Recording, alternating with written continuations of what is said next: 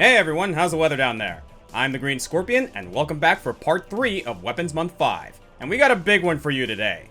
Mechs, mecha, whatever you want to call them, one part transportation, one part high-powered armament. Mecha is a genre into itself, with kids jumping into high-powered robots to defend their city from aliens and monsters alike. There are a lot of variants in what a mech can be, and I know more so than any other weapons list I've done that my entries here won't satisfy everyone. There's a lot of distinctions and caveats I have to make, so let's just go down the list here. First of all, what makes something a mech, rather than a spaceship or a tank? They can have the same wheels, treads, cannons, wings, or thrusters as other battle vehicles. But I think the defining feature of the mech is limbs. They can be humanoid, animal-like, or a metal ball on stilts, but regardless, most mechas have some sort of arms or legs in addition to other weapons and features. They also come in a variety of weight classes, from small personal walkers going toe-to-toe on the streets, to moving space stations that can only do battle in the upper stratosphere. Sure, size matters on a spectacle level, but I don't think that the skyscraper juggernaut should have an assumed advantage over the little guys. Different situations call for different tiers of mech. You can't just level a city block every time you have a problem. The point is, how good is the pilot at using the mech that they have? That said, I want to draw a line between mech suits and power armor.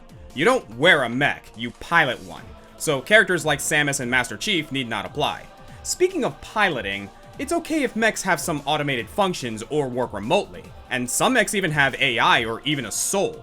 But if the mech is able to operate completely independent from its driver, said driver won't make the list. And notice that this is a list of mech pilots, not just mechs. Having more impressive equipment helps, but we're looking for specific characters who specialize in this sort of thing.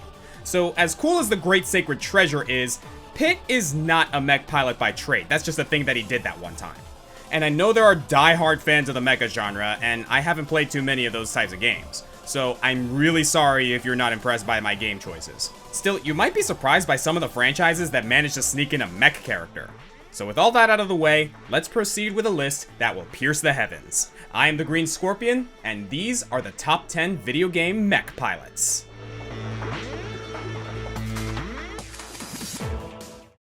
Controlling a machine to blow up the bad guys. Sounds like you're playing a video game, right? Well, at least that's the logic of Overwatch and their premier mech specialist, Hana Song, better known as Diva.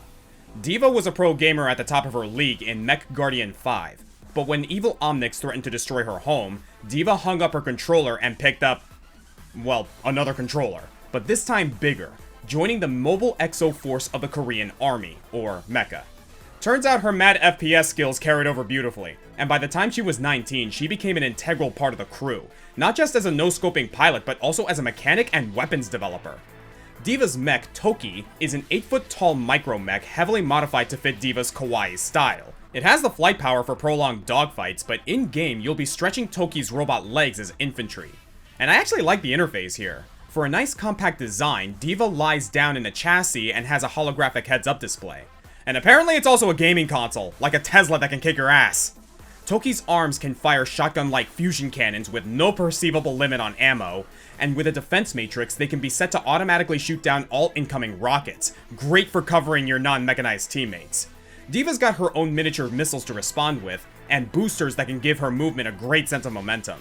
Diva is classified as a tank, but leans towards offense, playing best as a gank master if you can master her maneuverability. And if you need some more firepower, the biggest gun you've got is the mech itself. Diva's ultimate allows her to eject, prompting Toki to self-destruct in spectacular fashion. And don't worry, there's plenty more where that came from. Diva's got her best friend Dahyun ready to send her a backup at a moment's notice, and while she waits for delivery, she can make do with just her light gun. She's actually a pretty fast runner considering her Dorito Mountain Dew diet. Actually, a lot of Diva's gamer stereotypes are just a front, projected by her country's media to instill a sense of confidence. In reality, Hana takes her job very seriously, and spends every waking minute ensuring that both her and her bots are in top fighting shape. I know a lot of gamers would like to think that they would do well in this sort of thing, but Diva puts her money where her mech is.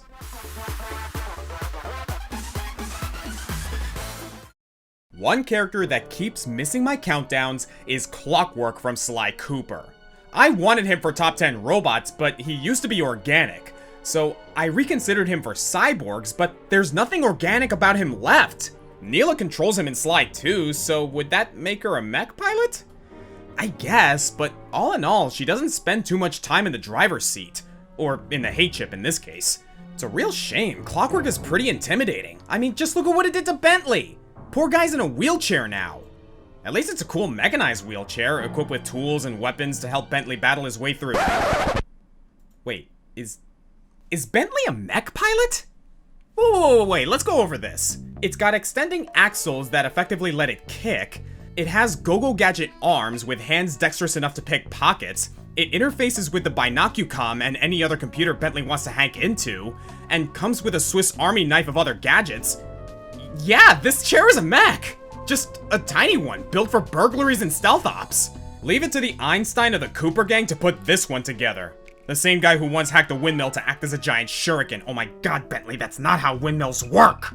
But his engineering and computer skills all went towards perfecting his greatest invention, himself. Bentley's development is one of the most rewarding parts of the Sly trilogy. In Sly 1, he's content to stay in the hideout and advise his foster brothers from afar, only getting directly involved for this abstract hacking minigame towards the end. He's so nervous for his first field op in Sly 2, and I can kind of see why. His sleep darts are great and all, but he doesn't have the immediate usefulness of Sly or Murray. He proves himself by rescuing the others from the Contessa's prison, but hits an all-time low in the literally crushing cliffhanger at the end of the game. So seeing him back and better than ever in Sly 3 is just triumphant. Murray has to be convinced to return to the team, being so stricken with guilt over Bentley's injury. But the guy who was actually paralyzed? No convincing necessary. He operates on pure brain power now. All of his old gadgets, the drones, the sleep darts, everything, now integrated directly into his portable throne. Am I wrong in saying that this is the single most badass paraplegic character in gaming? And if you don't like calling his wheelchair a mech, well then let's look at Thieves in Time. Even if the twist is dumb, spoilers ahead. Bentley's girlfriend Penelope, possibly tied with Bentley as the world's greatest technician, is using her scientific superiority to terrorize medieval England. Her Black Knight armor is a little too tough, until Bentley dismantles her fake animatronic swamp monster and repurposes it as his own alien parody, engaging Penelope in live-action Rock'em Sock'em robots for an extremely messy breakup. And oh my god, the shade Bentley's throwing during this fight! You call that vector analysis? Despite his fractured vertebrae, Bentley is not only the brains, but the backbone of the group.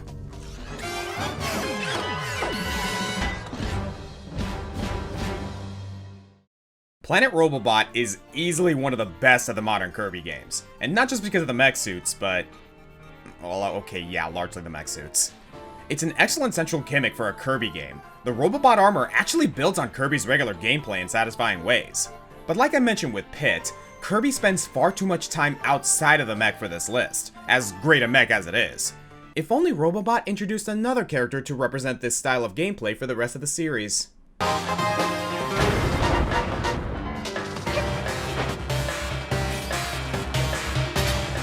When we first meet Susanna Patria Haltman, yes, seriously, that's actually her full name. She's a secretary for the Haltman Works Company, an interstellar corporation that is now taking over entire planets, like Google in 5 years. Susie plays the part of a submissive robot assistant, but not only is she not a robot, I was surprised by that too, she's actually the daughter of the CEO, President Haltman. Long backstory short, she was warped through space and time by an ancient wish-granting relic, and her father no longer recognizes her. Kirby lore is nuts. Susie only has one boss fight in the main story, pretty early on too, utilizing a giant machine called the Business Suit. Oh man, I love that. The Business Suit is basically a giant drill bit, but with a number of projectiles and explosive drones on board. It goes down pretty easily, same for the 2.0 form in the extra modes, but then again, this is against Kirby, one of the most OP characters ever to grace portable screens, so cut her some slack. Other than that, she prefers to delegate boss fights to Cuborgified Meta Knight and cloned Dedede. Not the most impressive showing, until you get to Kirby's star allies. Here, Susie is one of the many dream friends that Kirby can recruit, and depending on what translation of the game you're playing, she's either rebranding Haltman Works Company as a space charity, or continuing her late father's goal of metal coating the universe. Yeah, maybe watch out for that English dub, Susie. But either way, she's back in the Business Suit and better than ever. Not unlike Diva, Susie has a pedestrian form that utilizes a little ray gun, but she can also materialize the suit at any time and spin to win. Star Allies is already considered easy by Kirby game standards, but when Susie pulls out the business suit, she's basically just like, I am the blender, you are my breakfast, now chop chop, let's go, I have a meeting in 5 minutes. That's 5 green scorpion points for anyone who gets that reference. She also solves pretty much any collectible puzzle you encounter, and for added lulz, her allies can empower her with any one of the elements. Star Allies really doesn't care about difficulty balance, does it? Here's your team comp. 1 Susie, and 3 friends who do nothing but hand her elements from time to time. She got her ride back from the shop, and now it's even more broken than ever.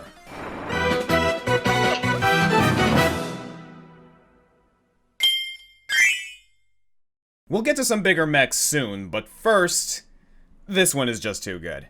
So, there's a powerful Korean family named Kum, but the patriarch dies, leaving his daughter Hye-hyun as the sole heir. The problem is, the family is very traditional. Other branches of the family start moving in to seize the throne, saying that a woman can't hold the seat of power. This might be where you expect the 12th Night / Mulan / Naruto style disguise, right? Maybe Hye-hyun could cut her hair, speak in a lower voice. Nope! This is Korea, the mech capital of the world apparently. So she elects to live inside an 8-foot-tall old man robot, and this mech knows martial arts. God, I love fighting games. Though lacking in practicality, this is exactly the kind of madness I boot up Guilty Gear to see. You've got this wizened old coot named Jong-ryoku with his distinguished voice, and Hye-hyun's just... well, I'm not even sure how she's situated in there. How tall is she? Is she kneeling, or are her legs inside of Jong-ryoku's legs like a Springtrap suit? I can't tell you how long I've spent looking at this character art and laughing. Oh my god, the big stupid levers. But don't be fooled by the silliness. He's got virtually no delay on his moves. This lifelong model decoy Gouken can hold its own against any of the fighters on the roster. I mean, sure, compared to other characters, Hye-hyun's speed is on the slow side, the mighty Glacier-type character, but not by much. And get this, the bot can use Ki. Part of the reason the Kum family is so powerful is that they hold the ancient secrets of tuning, allowing Kum to perceive the ever-present energies of the universe all around her and play them like a harp. This lets Kum channel Ki through the metal casing to control its finer movements, allowing for ridiculous air combos and powerful launches that loop into themselves. And perhaps it's because Jong-ryoku can't feel pain that you're able to mash out of many combos, and there's the enlightened 3000 palm strike reversal super if you're stalling out. One of her most unique attributes are these tuning balls Hye-hyun can Hadouken out, as they can bounce off the walls and be manually controlled while also controlling your character. Doing both at once requires ridiculous coordination, but Hye-hyun learned to do it, and so can you. Maybe those are arcade sticks she's using in there. Rocking it old school, respect. With her instant kill, she can even halt her opponent's energy, setting up her excavator-bearded Grandpatron to give them the finger. So, she's a mech pilot, and a Ki-based martial artist, and kind of a musician fighter. This is way too crazy not to rank. They say behind every great man is an even greater woman, but this is on a whole nother level.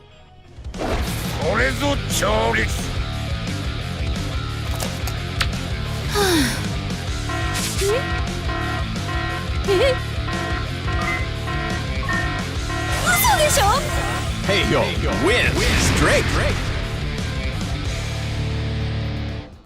Finally moving up to the heavy class with some building-sized mechs and the 14-year-old who builds them, Tron Bonne from Mega Man Legends. Second oldest of the Bonne pirates, Tron cruises across the 7 seas in search of riches with her older brother Teasel Bonne, an overzealous lunatic with occasional moments of brilliant clarity, and her baby brother Bon Bon.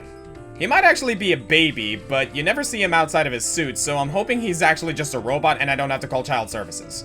Not that it would be the least of their crimes. The Bonds serve as the main villains for most of the first Legends game, racing Mega Man to the various ruins around Cattletox Island in their mad dash for an ancient treasure. But they're the fun kind of villains, with some really strong Team Rocket vibes. They're mostly harmless, often needing to be saved from their own schemes. They're surprisingly quick when it comes to devising new contraptions, and it's perfectly okay to blow them up because they'll always come back. And when the real evil threat shows up, they're willing to help you out. All 3 Bonds are fun, but Tron was the real breakout character here, partially due to her cute tsundere crush on Mega Man. She also hits the perfect balance between bumbling idiot and devious supervillain. After the first game, Capcom went all in on the Tron train and gave her a game of her own, The Misadventures of Tron Bonne, which really defined her unique style amongst the group. Mainly, Tron fights by commanding her LEGO minions, the Servbots, and riding her vehicle of choice, the Gustav. A multifaceted bipedal panzer, this baby comes equipped with a minigun, bazooka, and grabby hands that can lift heavy loads. She'll use it to assist her servbots in bank heists, navigate labyrinthian tunnels, move enormous crates in puzzle mode, and she brought it back with the tank and hover variations in Mega Man Legends 2. And more famously, she rides a green variant in Marvel vs. Capcom 2 and 3, with the head removed so Tron can get some much warranted screen time. While Tron is pretty low on the tier list as an overall character, she's fairly popular as a support. Her sonic cannon is bar none one of the best assists in the game, and if forced into the fray, she can command her servbot minions to run interference while she aims for a devastating command grab. And in Ultimate Marvel 3, I love her unorthodox rotational fighting style, and her level 3 hyper hits that same sweet spot of impressive, but also kind of a disaster. But haven't we seen enough of these indoor mechs? I did promise we'd get to the big guns soon, and Tron has us covered. Combing over the Legends series, Tron has a nice selection of metal monsters, many of which she threw together in a matter of days, and all with awesome Germanic names. There's Ferdinand, a fire-breathing Octoboss, Focke-Wulf, an avian aircraft, Balkan Garot, built out of boats and driven Voltron style by the siblings together, and my favorite, Theodore Bruno, which translates to Armor of the Gods. It's not enough to build them and drive them, Tron also knows how to name them. For any problem big or small, Tron is an expert in the driver's seat, which is good because everywhere else she's a total mess. What a hog!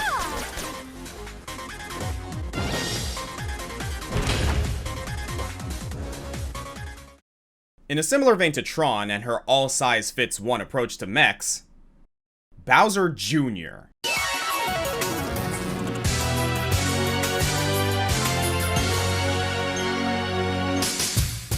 No, really, I'm dead serious. You may think I'm putting too many joke characters on this list, but Bowser Jr. absolutely deserves his place in the mech table. And I'm gonna prove it to you, starting by addressing a critical misconception. So, first of all, this is not Bowser Jr. This is Baby Bowser, as in Bowser as an actual infant. He mainly only appears in Yoshi's Island, Yoshi's Story, Partners in Time, and other games that take place in the past. Though I don't know why Baby Mario and Baby Luigi get to ride go-karts with their adult counterparts in the present, but hey, life's not fair. Also, this is not Bowser Jr. either. This is a Koopa Kid, a young Bowser acolyte that helps the big guy terrorize the first 8 or so Mario parties. Bowser Jr. is Bowser's biological son, and made his first appearance in Super Mario Sunshine. And while Baby Bowser has been known to spit flame, Jr. has dealt almost exclusively in technology. In Sunshine, he uses a stolen EGAT invention to impersonate Mario and run amok, but as soon as he's unmasked, he resorts to Mecha Bowser, a haywire theme park attraction with flaming breath and homing bullet bills. Even in the game's final boss, he assists Bowser with a bill-launching battleship. Though Jr.'s next appearance in New Super Mario Bros. Sports an uninspired moveset, he gets his groove back in the Wii-Cool, where he utilizes a smaller version of the Koopa Clown Car, first ridden by his old man in Super Mario World. Since then, Bowser Jr. keeps his copter everywhere he goes. Tennis matches, 3D adventures, and of course, Super Smash Bros.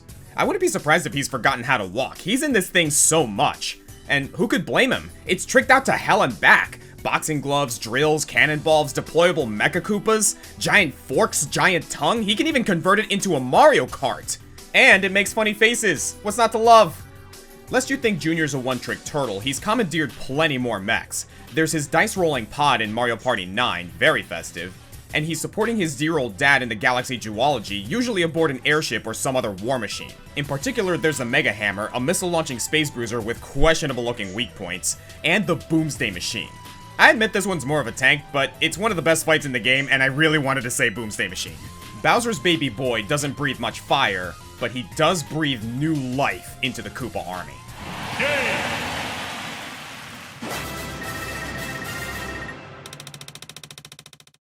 World-renowned villain and genius with an IQ of 300 and a hard-boiled physique, nemesis of Sonic the Hedgehog, and perhaps the greatest evil genius of all time, Dr. Ivo Robotnik, aka Dr. Eggman.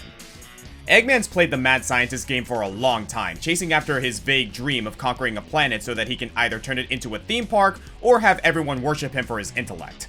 For how often we've fought and defeated him, it can be easy to forget that Eggman has approached and even achieved world domination several times. He enslaved the Wisp race, dominated the Lost Worlds, blew up the moon, he even broke the Earth into pieces once, and in Forces he's taken over as the planet's only form of government and has the happy tree friends hiding in bunkers. Sure, he's got seemingly limitless resources and an ever-expanding army of robots doing his bidding, but he didn't earn his reputation just by sitting on his ass. Well, okay, he was sitting most of the time, but he was sitting in one of his many mechs, with no exaggeration, hundreds of calamitous contraptions designed to ruin that radical rodent. Not all of them are soundly designed, such as the Hotmobile sub that effectively destroys itself over time, but defeat means nothing to Eggman. He'll try as many times as he needs to. Most of his machines are compatible with the Eggmobile, a multi-purpose hovercraft that acts as an escape pod. If one Doombot's defeated, he simply ejects and floats away. He can be in his next craft in minutes. From goofy gimmicks to murderous masterpieces, Eggman's ongoing rivalry with the Blue Blur is a montage of throwing ideas at the wall and seeing what sticks. Or throwing weapons at a hedgehog and seeing what kills. Quantity over quality is just how this egg rolls. There are bosses by the dozen, so let's go over some of my favorites.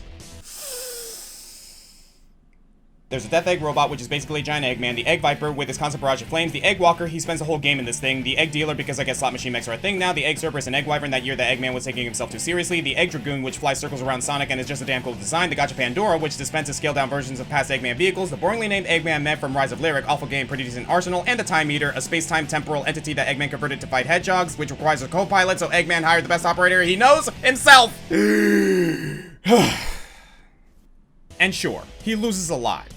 But he also just battles a lot. The man seems to have unlimited resources at his disposal, so he has little to lose and everything to gain. You miss every shot you don't take. And you know what? That has to count for something. He may not be the greatest villain in gaming, but he is definitely among the most tenacious. Ah! I just figured you'd like some more janky and over-the-top mech bosses. What do I look like, an imbecile? Of course I want more bosses! I love the way you make them!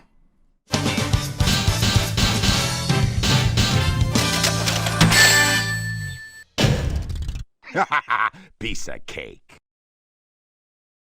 Giant robots aren't just central to the world of Xenoblade Chronicles, they are the world. Long ago, two titans battled each other in an empty sea, dying upon each other's swords. Over millennia, new life formed upon them like planets. There's Bionis, full of organic creatures, and Mechonis, teeming with synthetic beings. In time, war broke out between the neighboring realms. The humans kept the malicious Mechon at bay for a time with a sword called the Monado. But with their second invasion emerged a new threat, the Faced Mechon. Any of the Faced Mechon would make a good entrant. They're basically unwilling reverse mech pilots, humans kidnapped and brainwashed, their organs integrated into the machines to exploit a safety feature in the Monado that won't let it harm humans. Every time a Faced Mechon shows up, it's an adrenaline shot to the game's pace. Metalface makes his kills deeply personal, Zord refuses to stay down, but all pale in comparison to their king, Egil, king of Mechonis, in his golden Goliath, Yaldabaoth. Egil himself is a member of the Machina, the native people of Mechonis who haven't been converted into mindless ravagers. You could consider him a robot, but no one ever said robots can't pilot their own robots. He and the vehicle are two distinct entities, so we're still following the rules here. He is able to control Yaldabaoth remotely like the other face pilots, and granted we don't see as much of Goldface as some of the others, but we can assume as the mightiest in terms of canon and stats that it can do anything the other Mechon can. We see Yaldabaoth's power firsthand in Galahad Fortress, where Egil fights against another face, Nemesis. Even with Nemesis's giant knives and Maineth Ex Machina power blast, Yaldabaoth easily survives her attack and sends her careening into the sea. Yaldabaoth also comes equipped with the Apocrypha Generator, a device of Egil's design that radiates oppositely charged ether to render the Monado useless. The thing specifically designed to defeat Mechon. Your final clash with Egil takes place in the Mechonis core, where he'll swing at Shulk with his massive arms and blast the party with pure ether to immobilize them. And when Egil starts losing, he patches Yaldabaoth into the core and assumes direct control of the planet-sized Mechonis' movements, threatening to obliterate Bionis and its millions of citizens with its monolithic sword. So yeah, Egil is now piloting the largest mech on this countdown, Mechonis itself. And more importantly, Egil is a robot who pilots a larger robot in order to pilot a still larger robot. How are we going to top that? Well, we'll find out in a second, but right now I'm still calculating the odds of 2 mech pilots with egg in their names falling right next to each other.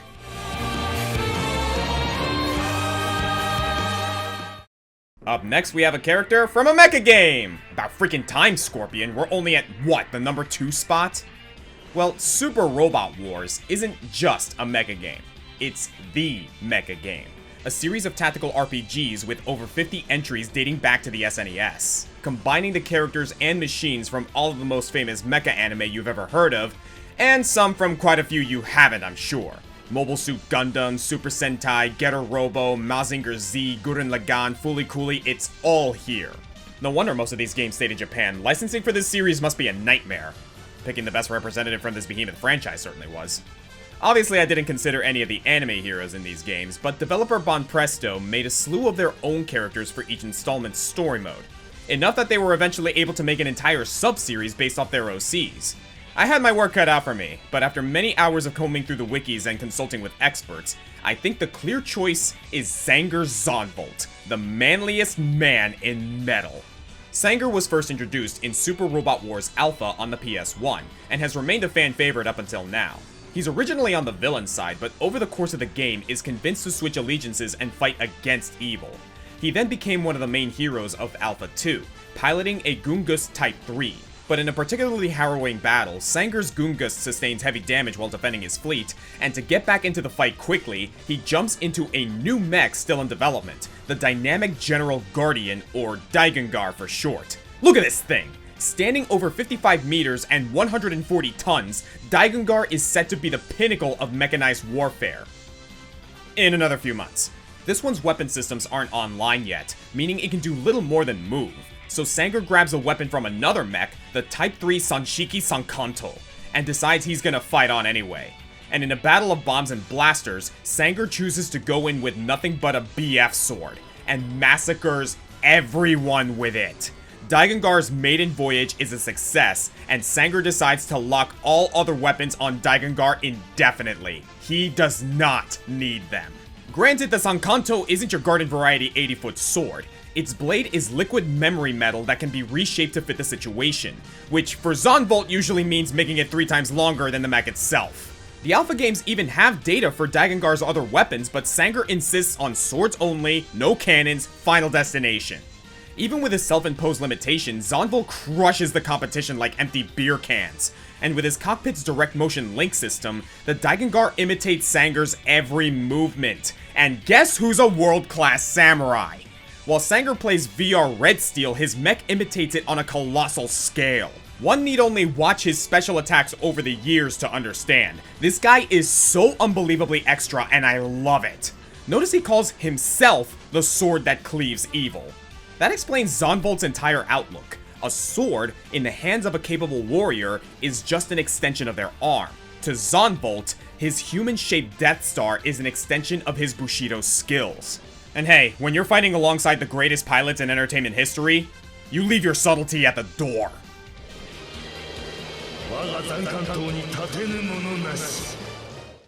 I know this countdown won't satisfy all of the longtime mecha fans. As I said, I haven't played a ton of mecha games myself, or even watched that much mecha anime.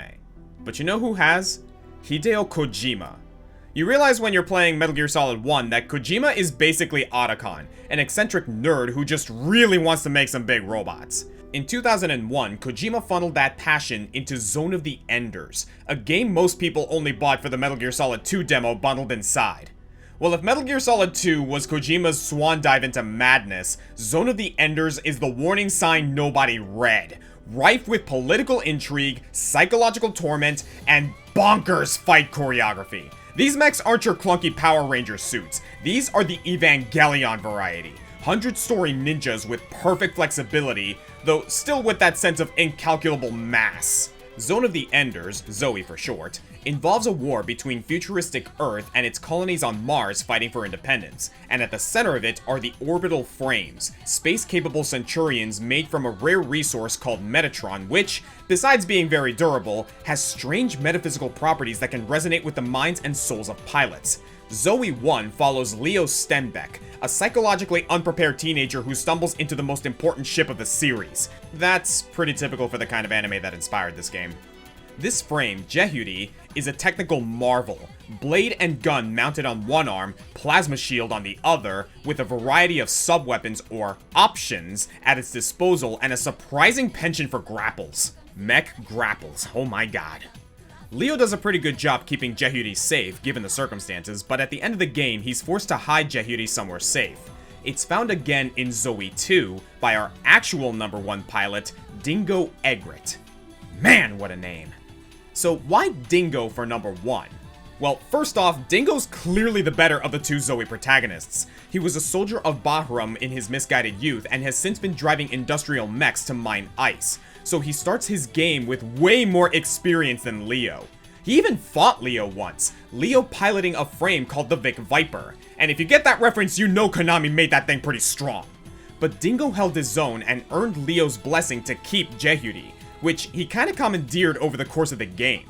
Reason number 2, Dingo remains a strong pilot no matter what he's controlling. Sure, Jehudi may be the most specialist frame ever, but it's actually not in a finished state. Oftentimes, Dingo has to throw down with multiple frames at once, or frames that are just better than his, forcing him to find creative ways to get the upper hand. Take the recurring boss Nephthys, for example. Its energy shields block all of Jehudi's weaponry, so what does Dingo do? He picks up some steel beams and pins Nephthys down. Yeah, energy shields don't block a steel beam to the faceplate. And reason number 3, the connection between man and mech. Unlike most pilots, Dingo gets to know his frame's AI, Ada, on a personal level, which allows him to fight as one. Think Leto and Chamber from Gargantia. And that's even before things get really intimate. After his serious injury, Dingo has his life support systems connected directly into Jehudi, sort of like the faced mechons. Though in Xenoblade Chronicles, this is mostly treated as an obstacle for a certain party member. In Zoe, this is a double-edged sword, making Dingo more in tune with his frame's surroundings, at the expense of feeling Jehudi's pain when it's damaged. This gets especially daunting when Jehudi's upgraded with Zero Shift, a space-bending drive that enables teleportation. Yeah, inject that straight into Dingo's veins, why don't ya?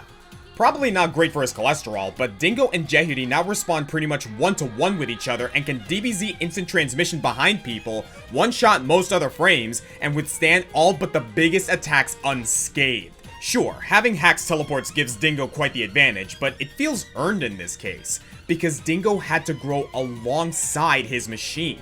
Most pilots wouldn't have the split-second reaction time to use this tech effectively, and again, Dingo is fine with less. If he has to fight Jehudi's twin frame Anubis with only a blade, Zero Shift, and a missing arm, he'll do it. And then absorb Anubis's power because the laws of physics are secondary to the power of fighting spirit.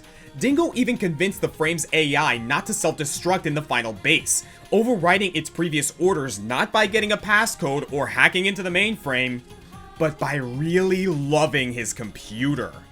Dingo Egret hits all of the hallmarks of a mech pilot. He's got that Tony Stark clever problem solving, he's got the Evangelion mind synchronization with his machine, he gets that moment in every Gundam story where he's in a broken down piece of junk but fights on anyway. He even does the Gurren Lagann thing where he improves the power of his craft through sheer force of will. He's the best when he pilots the worst, and better when he pilots the best. He made Jehudi the top mech in video games because he himself is the top mech pilot in video games. I am the Green Scorpion, and thank you for watching this intensely contentious, but admittedly skyscraper spectacle countdown, the fallout of which will surely be explosive. Next week, we weather that storm as Weapons Month 5 continues. Better bring your umbrella.